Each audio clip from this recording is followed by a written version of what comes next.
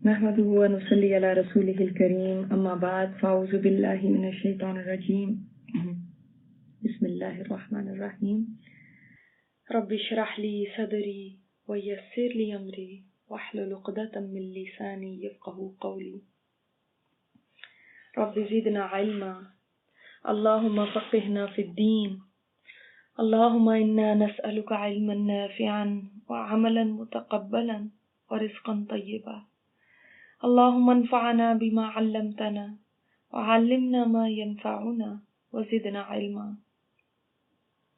والذین یبیتون لربهم سجدا وقیاما، وہ لوگ راتیں پتہ ہے کیسے گزارتے ہیں؟ اپنے رب کے آگے سجدے کرتے ہوئے اور قیام کرتے ہوئے۔ جو بات رب کو ان کی بہت پیاری لگتی ہے ایک اور وہ یہ ہے کہ وہ رات کو جب سب سو جاتے ہیں، رات گہری ہو جاتی ہے، وہ بستر سے اٹھ کے اپنے رب کے آگے کھڑے ہو جاتے ہیں، اس لیے کہ ان کو پتا ہے نا کہ یہ رب سے قریب ہونے کا وقت ہے۔ ان کو پتا ہے یہ وہ وقت ہے کہ میں اپنے رب سے 1 to 1 باتیں کر سکتی ہوں۔ سارا دن تو کبھی کوئی ہے، کبھی کسی طرح کا مشغلہ، کبھی فون ہے، کبھی بیل ہو رہی ہے، کبھی کچھ ہے۔ یہ میرا اور میرے رب کا پرائیویٹ ٹائم ہے۔ اب یہ دیکھیں کہ وہ اس ٹائم کے اندر جس وقت لوگ نیند کے مزے لے رہے ہیں، یہ نیند کی قربانی دے رہے ہیں۔ اور ایسے لوگ وہی ہو سکتے ہیں جن کی لائف میں ڈسپلن ہو، جن کی اوقات جو ہے نا رات کو سونے کے وہ سیٹ ہوں، جو ارلی سو جاتے ہیں۔ یہ وہ لوگ نہیں کر سکتے جو آدھی رات تک جاگے رہیں اور بس بیٹھے ہوئے گپ شپ ہو رہی ہے، فلمیں دیکھ رہے ہیں، چائے کا دور چل رہا ہے، یہ ہو رہا ہے، وہ ہو رہا ہے۔ اب اس کے بعد وہ کیا تہجد کے لیے اٹھیں گے؟ یہ لوگ تہجد گزار ہیں، اور اس کے لیے اپنی زندگی میں ڈسپلن لانا ضروری ہے۔ ٹھیک ہے، اب یہ نمبر 2 پہ جو بات آئی ہے، ہم تہجد گزار بندے کو بہت ہی سمجھتے ہیں کہ یہ بڑا نیک ہے، ایسے ہی نا ہمارے ذہن میں فلانا بڑی تہجد گزار ہے۔ جب ہم کسی کی کوالٹی بیان کرتے ہیں تو یہ کہتے ہیں۔ یہاں پہ آپ ایک بات نوٹ کریں، تہجد پڑھنا جو ہے وہ نمبر 2 پہ آیا ہے، اور پہلے نمبر پہ وہ چیز آ گئی ہے کہ دیکھو یہ کیسی ان کی چال ہے اور کیسے ان کی پرسنالٹی ہے، کتنی پلیزنٹ پرسنالٹی ہے، کتنی نرمی ہے ان میں، شائستگی ہے ان میں، ان کی چال میں بھی ایک وقار ہے، ان کی ڈیلنگز میں بھی ایک دیکھیں کہ کتنی زبردست ڈیلنگ ہے لوگوں کے ساتھ، جاہلوں کے ساتھ بھی کوئی ان کے ساتھ اکھڑ ہونا چاہے تو یہ اس کے ساتھ کیسا معاملہ کرتے، یہ پہلے آ گیا۔ یہ نوٹ کیا آپ نے؟ اب ہمارے نزدیک کون سی چیز پہلے ہے؟ ہمارے نزدیک یہ پہلے ہے کہ ہاں تہجد پڑھ لوں تو میں بس نمبر 1 ہو گئی، حالانکہ اس کوالٹی کو تو اللہ تعالیٰ نے نمبر 2 پہ رکھا۔ مطلب سب سے پیاری بات جو اللہ کو لگتی ہے نا وہ عاجزی ہے آپ کی، آپ کا دوسروں کے لیے سلامتی بن جانا ہے۔ ٹھیک ہے، آپ یہ دیکھیں وہ ہمیں حدیث پتہ چلتی ہے نا، ایک عورت تھی جو بڑی تہجد گزار تھی اور بڑی سارے یعنی فرائض اور بڑی عبادت گزار اور بڑی سب کچھ ادا کرنے والی تھی، تو صحابہ نے اس کا بتایا کہ وہ اپنے پڑوسی کو تنگ کرتی ہے، اور دوسری عورت صرف فرائض ادا کرتی ہے لیکن اس کے پڑوسی اسے امن میں۔ تو آپ صلی اللہ علیہ وسلم نے کیا فرمایا تھا؟ وہ جہنمی ہے چاہے تہجد گزار۔ ٹھیک ہے، لیکن اس کا اخلاق کیسا ہے کہ وہ اس کی وجہ سے دوسرے تنگ ہو رہے ہیں تو اس کی تہجد اس کو بچاتی نہیں ہے یہ جہنم سے۔ تو اس کا مطلب ہے کہ ٹھیک ہے فرائض تو ادا کرنے ہیں اور اس کے بعد تہجد کا بھی اہتمام کرنا ہے، تہجد بہت بڑی چیز ہے، لیکن اس کا مطلب یہ نہیں ہے کہ ہم اپنے آپ کو یہ سوچیں کہ بس تہجد پڑھ لی میں نے تو اب میں قرآن بھی پڑھ رہی ہوں، بڑے بڑے کنونشنز میں بھی جا رہی ہوں، لیکچرز بھی اٹینڈ کر رہی ہوں اور یہ بھی کر رہی ہوں اور بس میں سب سے اوپر ہو گئی. عاجزی رہنی چاہیے. دوسرے یہ نہ ہو کہ پھر نیچے دکھنے لگے تہجد پڑھنے کے بعد. یہ کہاں تہجد پڑھتی, اور میرا ہسبینڈ کہاں, وہ تو بس فرائض ہی مشکل سے ادا کرتا ہے. فرائض ادا کرتے ہیں اور اس کے حلال کما کے آپ کے سامنے لا کے رکھتے ہیں, آپ کے بچوں کا پیٹ پالتے ہیں, آپ کے ساتھ اچھا اخلاق رکھتے ہیں, تو کیا یہ کوئی معنی نہیں رکھتا؟ ہو سکتا ہے وہ اللہ کے سامنے روتے ہوں کہ میرے پاس تو کچھ بھی نہیں ہے, اللہ مجھے معاف کر دینا. وہ عاجز مزاج ہے, اور ہم تہجدیں پڑھ کے اپنے آپ کو بہت بڑی چیزیں سمجھتے ہیں, نہیں شروع گئے قرآن کی کلاسیں لے کے, پتہ نہیں ہم کیا بن گئے. تو کہیں ایسا نہ ہو کہ ایکٹیویٹی بہت ہماری نظر آ رہی ہے اور دل میں تکبر بھرا ہوا. میں وہ کلاسیں بھی اٹینڈ کرتی ہوں, میں وہاں کلاسوں میں بھی جاتی ہوں, میں ادھر بھی کلاسیں کرتی ہوں, میں بس کلاسیں ہی کرتی رہتی ہوں. تو تکبر نہ آنے پائے. امام غزالی کے بارے میں آتا ہے, ایک دفعہ سفر میں تھے تو جیسے ایک جگہ پڑاؤ ڈالا تو سارے لوگ جو تھے تھکے ہوئے تھے اتنے کہ سب سو گئے. اور یہ اٹھے تہجد کے لیے کھڑے ہو گئے اور اپنے باپ سے کہنے لگے یہ کیسے لوگ ہیں, تہجد کے لیے بھی نہیں اٹھے. تو باپ نے کہا تم سے اچھے ہیں, اٹھے تو نہیں مگر کسی کی برائی بھی نہیں کی. تو تہجد پڑھنی ہے مگر لوگوں کو امپریس کرنے کے لیے نہیں اور لوگوں کو لک ڈاؤن کرنے کے لیے نہیں. ٹھیک ہے, اور اس لیے نہیں کہ میرا نام یہ ہو جائے میں بڑی تہجد گزار ہوں, بلکہ اس لیے کہ اللہ کے آگے گر پڑوں, اپنے گناہوں کا اعتراف کروں, اپنی کمیوں کو اللہ کے آگے رکھوں. اس لسٹ میں اللہ نے ہمیں دکھا دیا کہ جو اللہ کے آگے جھکنا چاہتا ہے نا, راتوں کو اللہ کے آگے کھڑا ہونا چاہتا ہے, اس کو پہلے انسانوں کے آگے اپنے آپ کو, اپنی عاجزی دکھانی ہوگی, اپنی اکڑ چھوڑنی ہوگی. ٹھیک ہے, وہ پہلا سٹیپ ہے, پھر اللہ کے آگے جھکنا.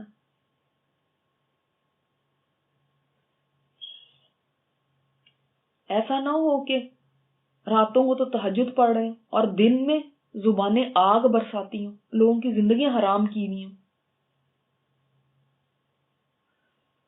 اور جو ابھی تک تہجد نہیں پڑھ سکے ان کے لیے یہ ایڈوائس ہے, اگر آپ ابھی تک کوشش کے باوجود اس میں کامیاب نہیں ہوئے تو انشاءاللہ یہ کوشش کریں کہ ابھی, یعنی چلو ایوری ڈے نہ صحیح, جب ویکینڈ ہو, صبح کو پھر آپ کو کوئی جلدی نہیں ہے اٹھنے کی, رات کو الارم لگا کے عشاء کے بعد سو جائیں. ٹھیک ہے, اور الارم کب کا لگائیں؟ فجر سے کچھ پہلے کا, کوئی زیادہ نہیں ٹائم, پوری رات نہیں آپ کو کوئی جاگنے کو کہہ رہا کہ پوری رات آپ قیام کریں, 45 منٹ پہلے کا الارم لگا لیں. ٹھیک ہے, اٹھیں, وضو کریں, اللہ کے آگے کھڑے ہوں, جتنے آپ نفل آسانی سے پڑھ سکتے ہو چاہے 2 ہی پڑھیں. اس کے بعد اللہ سے باتیں کریں, استغفار کریں. دیکھیں اگر آپ رات کو لیٹ جاگنے کی عادی ہیں پھر اٹھنا بے حد مشکل ہوگا, اور اٹھ جائیں گے بھی اگر آپ نے ہمت کر بھی لی, یقین کریں جتنی دیر آپ بیٹھے رہیں گے آپ نے باتیں کیا کرنی ہیں, آپ کا دماغ سویا ہوگا. کیونکہ دیکھیں دعائیں کرنے کے لیے بھی, اللہ سے بات کرنے کے لیے بھی ذہن تو اٹینٹو ہونا چاہیے نا.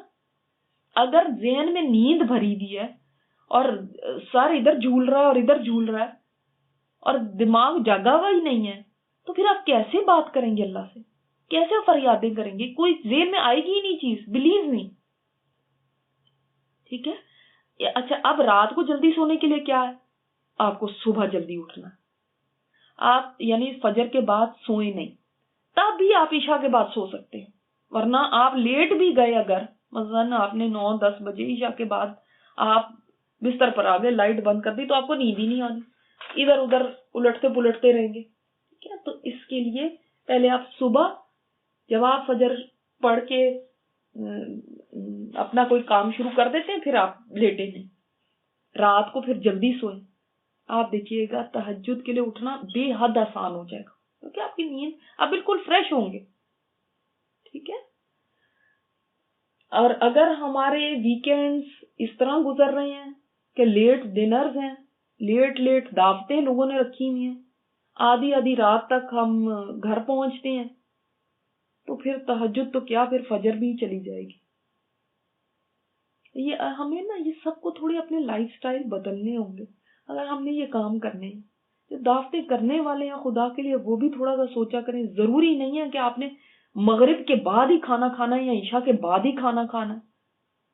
ایک ٹائم اپنا رکھیں کہ آپ وہ ٹائم دعوت کا رکھیں کہ دوسرا بندہ ٹائم پہ گھر پہنچے, ایک ڈیسنٹ ٹائم پہ گھر پہنچ کے اگر لیٹ بھی عشاء ہوتی ہے تو وہ اپنے گھر جا کے عشاء پڑھ کے اور سو سکے. یہ نہ ہو کہ عشاء بھی آپ کے گھر ہی ہو گئی, اگر عشاء رات کے 10 بجے ہو رہی ہے تو اس کے بعد پھر عشاء ہو رہی ہے, پھر اس کے بعد پھر وہ گھر سے آپ کے نکلے ہیں, کب اپنے گھر پہنچیں گے, تب تک تو مڈ نائٹ ہو جائے گی.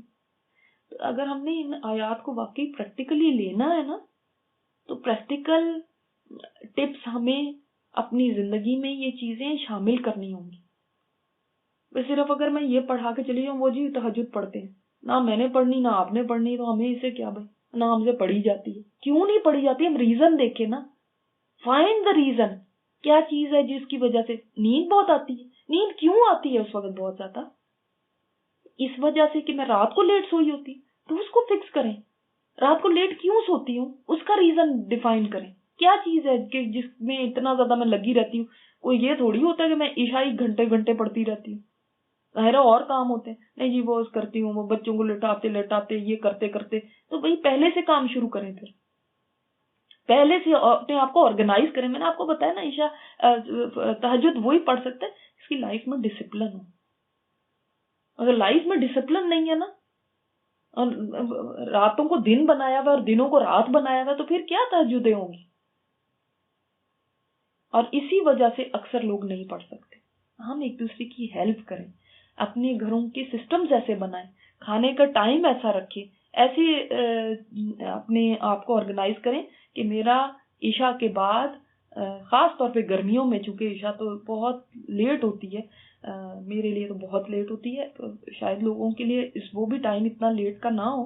سردیوں میں بہت جلدی ہو جاتی ہے, اس کے بعد پھر بھی تھوڑا کچھ ٹائم آپ کام کر سکتے ہیں, لیکن گرمیوں میں تو لیٹ ہوتی ہے. تو آپ اپنی کوشش کریں عشاء پڑھ کے سو جائیں. آپ دیکھیے گا, یہ آزما کے دیکھیے گا کہ آپ کے لیے انشاءاللہ تہجد کے لیے اٹھنا بالکل مشکل نہیں رہے گا. ٹھیک ہے.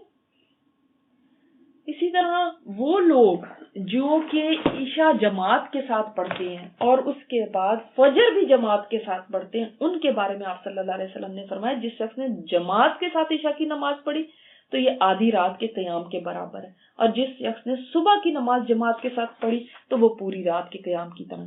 یعنی اس طرح بھی صحیح مسلم کی روایت ہے, اجر مل جاتا ہے, مگر ظاہر ہے وہ ٹائم جس ٹائم پہ آپ اللہ کے ساتھ 1 to 1 بات کر سکتے ہیں وہ ٹائم تو نہیں ملے گا, اجر مل جائے گا البتہ.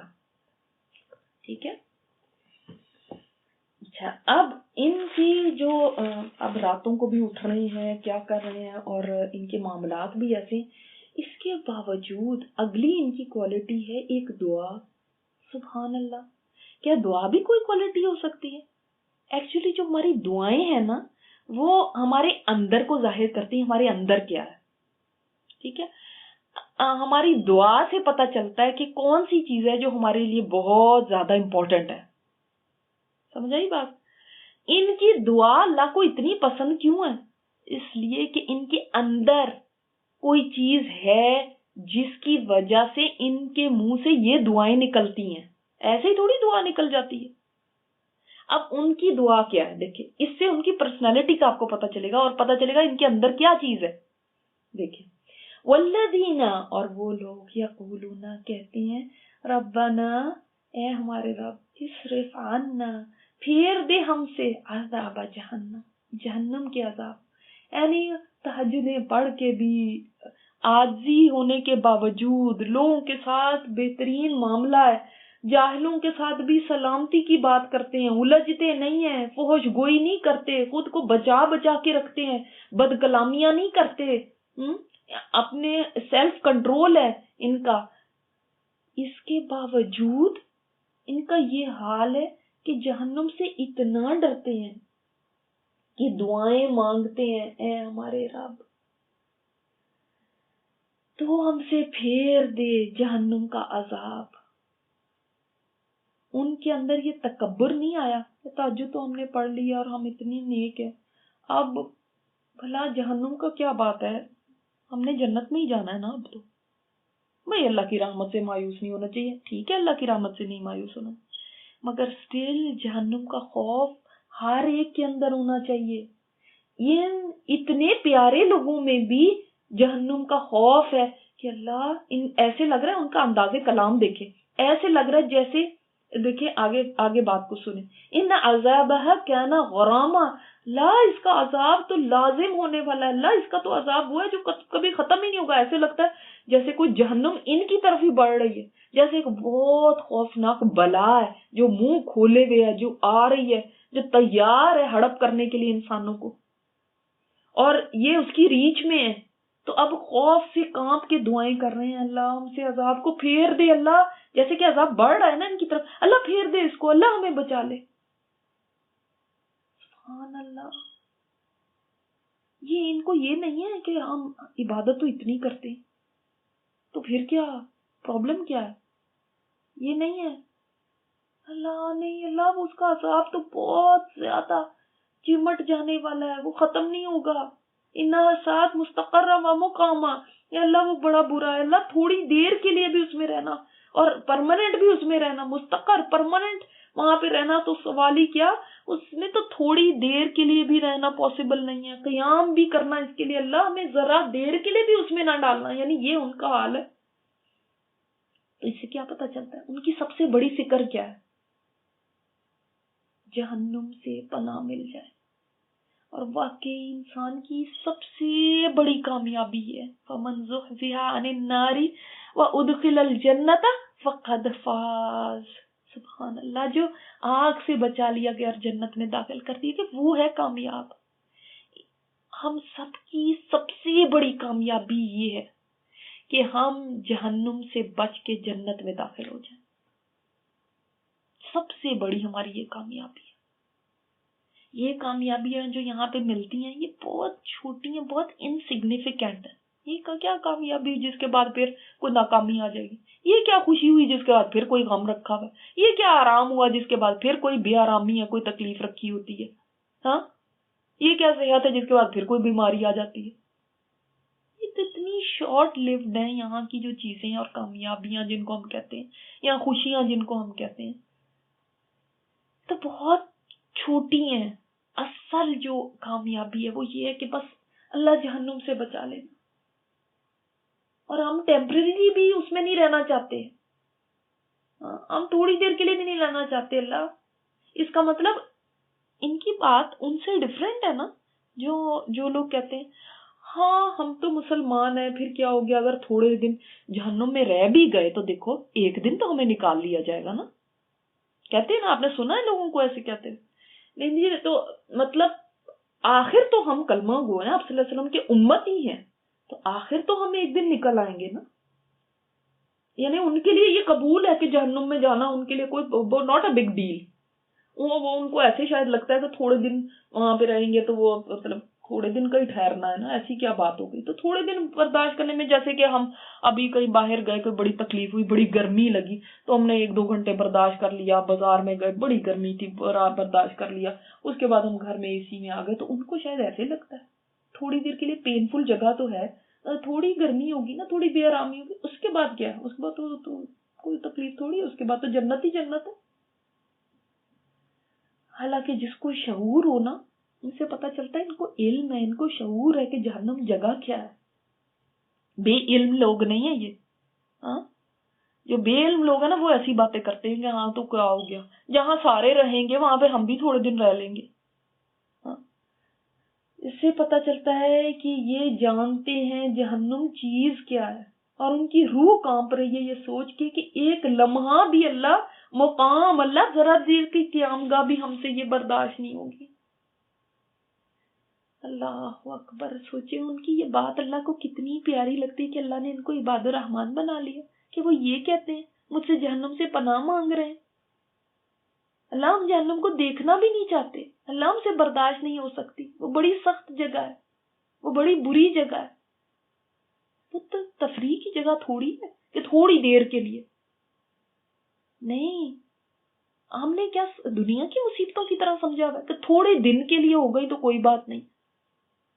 تو وہ عباد الرحمان نہیں ہے جو کہتے ہیں ٹھیک ہے جہنم میں چلے جائیں تھوڑے دن کے لیے تو آخر نکل آئیں گے. وہ نہیں ہے عباد الرحمان. سمجھ آئی؟ عباد الرحمان وہ ہیں جو ایک لمحے کے لیے بھی جہنم میں نہیں جانا چاہتے. اللہ پرماننٹ کیا رہنا، اللہ ذرا دیر کے لیے بھی نہیں ہم رہ سکتے. اور جہنم کی کتنی ساری باتیں ہم قرآن میں پڑھ چکے ہیں. ابھی ریسنٹلی ہم نے سورہ انبیاء میں وہ آیت پڑھی ہے جس میں جو کم ترین یعنی ایک سزا ہے اس کا ذکر ہے، کم ترین. یاد ہے ہم نے وہ پڑھی تھی کہ جہنمی ابھی جہنم میں گیا بھی نہیں ہے، ابھی ڈالا نہیں گیا، ابھی اس کا ایک جھونکا اس کو لگا ہے، جیسے ایک تھپیڑا اس کو لگا ہے، اور وہ بھی صرف ٹچ کیا ہے، مس کیا ہے، چھوا ہے، بس ذرا سا. اور وہ بھی نفخہ ہوتا ہے ٹھنڈی ہوا کا. ٹھیک ہے، وہاں پہ ٹھنڈی ہوا کے جھونکے کی بات آئی ہے. ابھی لو کی جو گرم جو جہنم کی بات ہے وہ تو آئی ہی نہیں ہے. اتنی سی ہوا نفخہ وہ ابھی چھوا ہے. جیسے آپ دیکھتے ہیں ونڈو کے اندر بعض دفعہ ہماری ونڈوز ایسی ہوتی ہیں اس میں ذرا سی سپیس ہوتی ہے تو اس کے آگے آپ ہاتھ رکھے تو ہلکی ہلکی سی ہوا آپ کو آتی لگتی ہے، ایسے ہوتا ہے. تو سمجھ لیں اتنی سی بس، اور وہ بھی ٹچ کی ہے، بس یہ نہیں کہ چلتی جا رہی ہے ہوا چلتی جا رہی ہے، نہیں، ابھی صرف ٹچ کی ہے. مگر یہ جہنم کی ہے، یہ کوئی دنیا کی ٹھنڈی ہوا یا دنیا کی لو نہیں ہے. اب جب اس کو اتنی سی ٹچ کرے گی تو وہ کہے گا اللہ میں ہی ظالموں میں سے تھا، اللہ ہائے یہ یا ویلنا کہے گا، ہائے ویل ہائے ویل. اس کا ایک ترجمہ یہ بھی ہے کہ ویل وہ پکارے گا. ویل تو جہنم کی وہ وادی ہے جسے جہنم بھی پناہ مانگتی ہے. اتنی خوفناک وہ وادی ہے جہنم کی، وہ ہے جہنم میں لیکن جہنم کا باقی حصہ اسے پناہ مانگتا ہے کہ اللہ مجھے اس میں نہ ڈال دیں. وہ کہیں گے ہائے ویل یا ویلنا انا کنا ظالمین. یعنی وہ یہ سوچیں گے کہ ہم ویل میں پہنچ گئے ہیں، اتنا سا صرف ابھی ٹچ ہوا ہے. سوچیں ابھی تو ویل کا کیا، جہنم کا بھی دور دور تک نام و نشان بھی نہیں ہے. ابھی تو اس کے اندر ڈالے بھی نہیں گئے، ابھی تو بہت دور ہے اس سے. اور یہ کہہ رہا ہے ہائے ویل، مجھے تو لگتا ہے میں ویل میں ہی ہوں. اللہ اکبر. جس کو یہ بات سمجھ آئے نا وہ ہنس کے یہ نہیں کہہ سکتا بھائی تو کوئی بات نہیں تھوڑے دن ہی ہے. میں سورج کے بارے میں پڑھ رہی تھی کہ وہاں کا جو ٹیمپریچر ہے وہ 9940 ڈگریز فahrenheit ہے. ٹھیک ہے، اور ایک آدمی کو اگر اسپیس سوٹ پہنا دیا جائے نا جو بہت زیادہ ہیٹ کو بھی برداشت کر سکتا ہے اور سورج کی طرف اس کو بھیجا جائے تو وہ 3 ملین مائلز پہلے ہی مر جائے گا. 3 ملین مائلز پہلے، اتنی دور سے. ابھی قریب نہیں گیا سورج کے اندر جانے کی تو بات چھوڑیں، قریب بھی نہیں جا سکتے. 3 ملین مائلز پہ ہوگا تبھی وہ جل کے ختم ہو جائے گا. ٹھیک ہے، اب آپ سوچیں گے سورج کا حال ہے اور جہنم کو اللہ تعالیٰ نے فرمایا تو میرا عذاب ہے، میں جس کو عذاب دینا چاہوں گا تیرے اندر ڈالوں گا. وہ کیسی ہوگی جسے دنیا کی آگ پناہ مانگتی ہے اور اس کا ایک جھونکا بریز اس کی ایک بس ٹچ کی ہے ایک سیکنڈ کے لیے اور کیا حال ہو گیا. کہہ رہا ہے ہائے ویل یہ تو ویل ہے. استغفر اللہ. انسان بلکہ دعا کرے اللہم اجرنا من النار. اللہ جب دنیا کی بھی گرمی آئے نا، دنیا کی گرمی یہ تو جہنم کا ایک سانس ہے جو دنیا کی انتہائی گرمی ہوتی ہے نا، یہ جہنم کی ایک سانس ہے جو وہ باہر لیتی ہے. اس کی سانس ہی سوچے کہ کیسی ہے اور خود کیسی ہوگی. یہ لوگ پناہیں مانگتے ہیں. سوچیں عام لوگوں کی رات کی ایکٹیویٹیز کیا ہے اور ان کی رات کی ایکٹیویٹی کیا ہے. ان کا ٹائم کس میں گزر رہا ہے؟ اللہ ہمیں جہنم سے پناہ دے دینا. وہ یہ نہیں کہتے آج مرضی ہے جو مرضی کر لو کل دیکھی جائے گی. اللہ اکبر، ان کا تو رونا ہی کچھ اور ہے. اللہ بچا لینا، اللہ بچا لینا.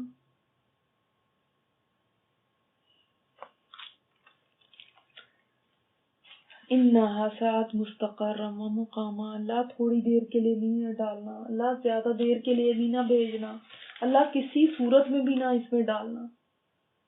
دیکھ لیں، پتہ چل رہا ہے نا، وہ جو ان کے اندر ہے وہ ان کی دعا میں ڈھل گیا، ان کے دل کی حال کی ترجمانی کر رہا ہے. یہ وہ اپنی نمازوں میں بھی کہہ رہے ہیں، وہ یہ اپنی دعاؤں میں بھی کہہ رہے ہیں. اتنے یہ خوف زدہ ہیں کہیں کسی وجہ سے ایسا نہ ہو کہ ہمیں اس میں جانا پڑ جائے. غرام، دائمی عذاب، ہلاکت، اللہ یہ چمٹ جانے والا ہے. اللہ مجھے اس سے پھیر دے، اس کو مجھ سے پھیر دے.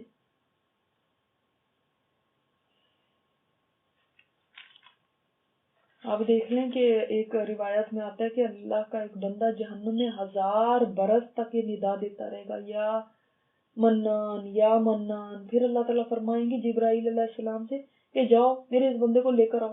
جبرائیل علیہ السلام جائیں گے تو اہل جہنم کو اوندے منہ آہو بکا کرتے ہوئے پائیں گے. اوندے منہ آہو بکا کرتے ہوئے پائیں گے کہ اتنی آہو بکا ہوگی، اتنا رونا دھونا ہوگا وہاں پہ مچا. تو جا کر اللہ تعالیٰ کو خبر دیں گے. اللہ تعالیٰ فرمائے گا جاؤ فلاں فلاں جگہ یہ شخص ہے، جاؤ اس کو لے کر آؤ. یہ بحکم الہی جائیں گے اور اسے لا کر اللہ کے سامنے کھڑا کر دیں گے. اللہ تعالیٰ اس سے فرمائے گا کہ تو کیسی جگہ پہ ہے؟ یہ جواب دے گا اللہ ٹھہرنے کی بہت بری جگہ ہے اور سونے بیٹھنے کی بدترین جگہ ہے. یعنی ٹھہرنا ایک لمحے کے لیے بھی نہیں انسان ٹھہر سکتا. اللہ فرمائے گا اچھا اب اسے اس کی جگہ واپس لے جاؤ. تو وہ گڑ گڑائے گا، عرض کرے گا یا ارحم الراحمین، جب کہ تو نے مجھے اب اس سے نکال ہی لیا ہے تو تیری ذات ایسی نہیں ہے کہ پھر مجھے اس میں داخل کر دے. مجھے تو تجھ سے رحم کی امید ہے. اے اللہ بس اب مجھ پہ کرم فرما دے. جب تو نے مجھے جہنم سے نکالا تو میں خوش ہو گیا تھا کہ اب تو اس میں ڈالے گا نہیں دوبارہ. تو اللہ تعالیٰ رحمان الرحیم کو رحم آئے گا اور اللہ تعالیٰ فرمائے گا اچھا میرے بندے کو چھوڑ دو. اللہ اکبر. یہ تب ہے جب آپ صلی اللہ علیہ وسلم نے فرمایا کہ جہنمی 1000 سال تک جہنم میں چلاتا رہے گا یا حنان یا منان یا حنان یا منان. دیکھیے 1000 سال تک کوئی کام ہے. 1000 سال 1 سینچری ہے 100 سال. اور یہ تو دنیا کے ہیں، پتہ نہیں آخرت کے 1000 سال کتنے ہوتے ہیں. تب جا کے اللہ تعالیٰ اس پہ توجہ فرمائیں گے. تو کسی کے اندر طاقت ہے اتنی دیر رہنے کی؟ حضرت مالک بن حارث کا بیان ہے کہ جب دوزخی کو دوزخ میں پھینک دیا جائے گا تو اللہ ہی جانتا ہے کتنی مدت تک وہ نیچے نیچے چلتا چلا جائے گا، یعنی گرتا جائے گا گرتا جائے گا گرتا جائے گا. اس کے بعد جہنم کے ایک دروازے پر اس کو روک دیا جائے گا اور کہا جائے گا تم بہت پیاسے ہو رہے ہو، لو ایک جام تو نوش کر لو. یہ کہہ کر انہیں کالے ناگ اور زہریلے بچھوؤں کے زہر کا ایک پیالہ پلایا جائے گا جس کے پیتے ہی ان کی کھالیں الگ جھڑ جائیں گی، بال الگ ہو جائیں گے، رگیں الگ جا پڑیں گی، ہڈیاں جدا جدا ہو جائیں گی. حضرت عبید بن عمیر رحمۃ اللہ علیہ فرماتے ہیں جہنم میں گڑھے ہیں، جہنم میں کنویں ہیں، جہنم میں سانپ ہے جیسے اونٹ ہوتے ہیں اور بچھو ہیں جیسے خچر ہوتے ہیں. جب کسی جہنمی کو جہنم میں ڈالا جاتا ہے تو وہاں سے وہ نکل کے آ جاتے ہیں اور اس آدمی کو لپٹ جاتے ہیں، ہونٹوں پہ، سر پہ، جسم پہ اور جسم کے حصوں پہ ڈنگ مارتے، جس سے سارے جسم میں زہر پھیل جاتا ہے اور جلنے لگتا ہے جسم، سارے سر کی کھال جلس کی گر پڑتی ہے. یعنی یہ کوئی معمولی بات تھوڑی ہے. اور پھر غرام ہے یہ آنے کے بعد ہٹتا نہیں ہے، دور ہونے کا نام نہیں لیتا. یہ اللہ اکبر. پھر بھی کوئی انسان اس سے بے خوف ہو جائے؟ جب تک اللہ کی رحمت وہاں پہ نہ ہو جائے کہ انسان کو اللہ تعالیٰ جنت میں داخل کر دے، تب تک کوئی ڈیفینیٹلی کسی کے پاس اسٹیمپ پیپر پہ نہیں لکھا ہوا کہ اللہ نے بس مجھے معاف کر دیا، جہنم سے آزاد کر دیا اور میں بس جنتی ہوں، سوائے جن کو بشارتیں مل گئی. اس کے علاوہ کون کہہ سکتا ہے؟ کون یہ کہہ سکتا ہے کہ ہاں جی میں تو بالکل صحیح اور میرے تو کافی کام اب ہو چکے ہیں، لسٹ بڑی لمبی ہے میری نیکیوں کی، کیا کیا گنواؤں، اب میں تو بے فکر ہو گئی ہوں. یہ کوئی نہیں کہہ سکتا. بے فکری کیسے ہو سکتی ہے اس دنیا میں؟ آرام سے کیسے ہم بیٹھ سکتے ہیں؟ تو یہ دعا یاد کر لینی ہے، اللہ بس پھیر دے، اللہ بس پھیر دے. اور یہ دعا دل سے ہونی چاہیے، یعنی کہ بس ہم نے کاپی کرنی ہے، ان کی دعا یاد کر لو کیونکہ عباد الرحمان یہ کرتے تھے میں بھی کر رہی ہوں. کیا واقعی یہ میری تڑپ ہے؟ میری بھی اندر ایسے ہوتا ہے کہ اللہ بچا لینا اس سے. میرے پاس تو کوئی عمل نہیں ہے ایسے کہ تجھے دکھاؤں. سبحانک اللہم و بحمدک نشہد ان لا الہ الا انت نستغفرک و نتوب الیک.